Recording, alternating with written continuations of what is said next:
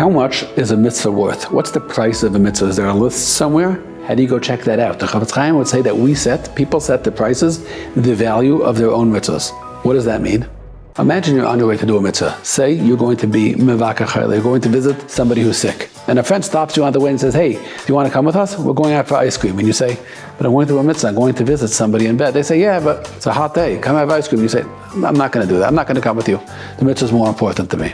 Okay, what if they say, we're going out for a steak dinner, we're going out to a new steakhouse, everything is delicious, I have a gift card, it's free, come, you'll have a good supper. And you say, okay, it's tempting, I'm going to come. I'll be mevakar chaylam another day.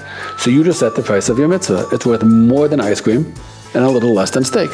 We know exactly how much it's worth because that's how much you're willing to give up for it, and that's how much you're not willing to give up for it.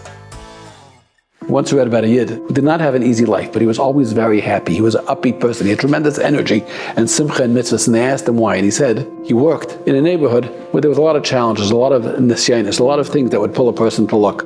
He didn't want to look, he wanted to remain above it. So he trained himself to say, this block is $10 with a schar for sure.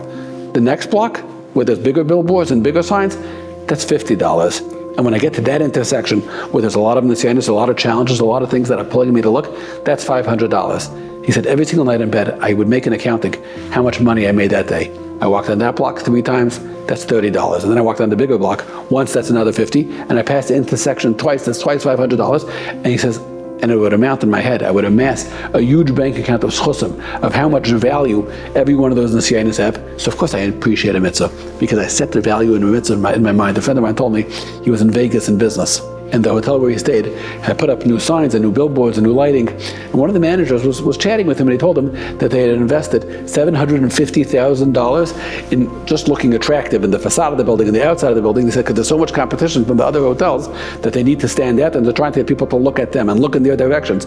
So my friend told me they spent $750,000 to get people to look. If I don't look, that means not looking is worth more than $750,000 because they spent all that money and they can't get me to look. So my schar for the mitzvah is more than $750,000.